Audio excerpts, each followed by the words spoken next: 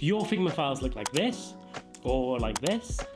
Well, if you follow the 6 simple steps in this video, you can have them looking like this and you'll feel like this. Before we jump into it, let me quickly say hi, I'm Pavan, I'm a designer and I teach other designers how to become better at design. If that sounds like something which interests you, please do hit subscribe so you can join us on this journey. So the first step is thinking about how you organize your files. And the main question you have to answer is, should I have one file or should I have many files? Now, my personal recommendation is to go with many files.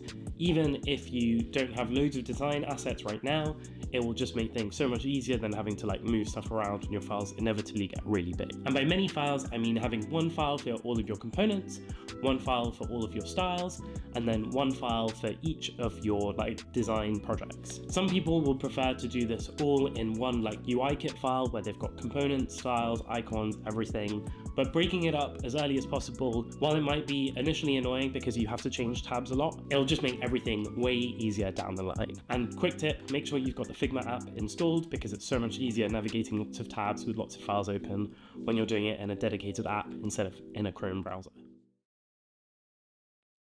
Secondly is page organization. Your file should have lots of pages, which are on the left here, and you should be using page separators wherever possible. And you can just make a page separator by typing 3 dashes, and it just makes a new page into a separated line, which can be dragged around. And then in terms of how the different pages are structured, one thing which basically everyone agrees on is that you should have a cover page or a thumbnail page. Here's an example from Lee Monroe, who's the head of design at OneSignal, of how he does his cover page.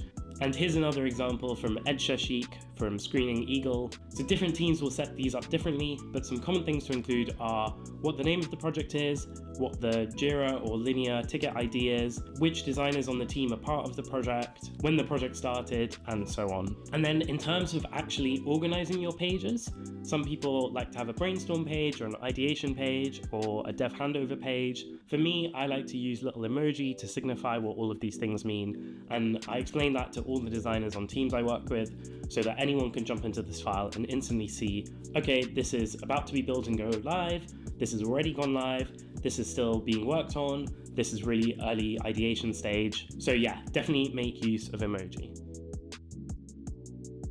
Now the third tip is to name your layers. Now I feel like this is such an in-joke with designer, joking about naming your layers, but it's 2024 and Figma has AI now, so definitely you should be naming your layers as you go, and you should memorize the keyboard shortcut Command R to quickly name layers, and if you bulk select layers and Command R, you can name lots of layers altogether.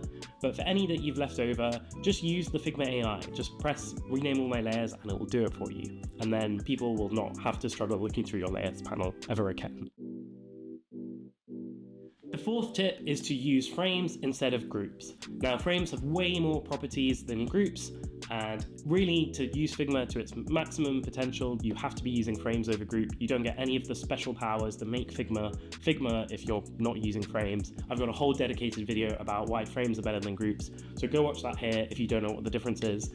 If you do know what the difference is, I hope you're already using frames instead of groups. One thing to add to this though is to also make use of sections. Sections are really useful for just grouping up different ideas, different explorations, different phases of a design, and again, making it really clear what's been built or what's ready for dev, because you can use the handy ready for dev indicator.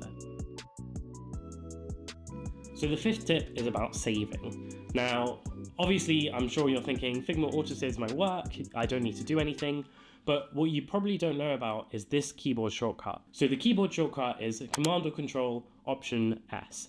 And what that does is it saves a snapshot to your version history. So when you have made loads and loads of changes and then you're like, crap, I need to go back and find something, you can use track changes in Figma to just jump us straight back to that snapshot. And then the last big thing is about component maintenance. Now this is its own big thing, so I'm just going to touch on some useful ideas here. My absolute favorite resource for this is my friend Alice Packard's website. She describes herself as a component janitor, and she's so good at what she does. She's really thought about all the nitty-gritty details of Figma and how to make it work in the most optimized way possible. So definitely go read through her website and check out some of her blog posts. The main thing to say about component maintenance is that you want to optimize for the people who use your component library rather than the people who are building it. If you've got loads and loads of variants within a single component, it becomes way easier for the person building the component to update it or make tweaks to variants or add new variants in. But it becomes way harder for a consumer of that component to go in and see what the different variants are, what the different options are. So as much as possible, break your component down into different chunks. Now, sometimes you'll see these folders of components, and that happens when you use slash naming. So if you do button/primary, button/secondary, it'll create little subfolders, which again, makes it easier for a consumer of your component library to go in and find things. This also helps keep your files as lightweight as possible. If you've ever been in one of those mammoth Figma files and you'll see this scary icon saying that your file is running out of memory, that's probably because a lot of your components have loads and loads of variants within them, which means they're being carried into the page even if you're not using them. The main culprit of this is icon libraries. That's why it's way better to do separate components for all of your icons instead of different variants, and only use variants for sizes or color if you really need to. Anyway, that was a super quick overview of how to tidy up your Figma files. I really hope you found it useful. Please do ask me any questions in the comments. I would love to help you out if you've got any specifics that you want answered. Just before you go, let me say thank you so much for watching this.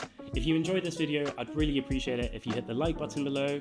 And if you want to follow along with more videos like this, please do hit subscribe as well. Thank you, and I'll see you on the next one. Cheers.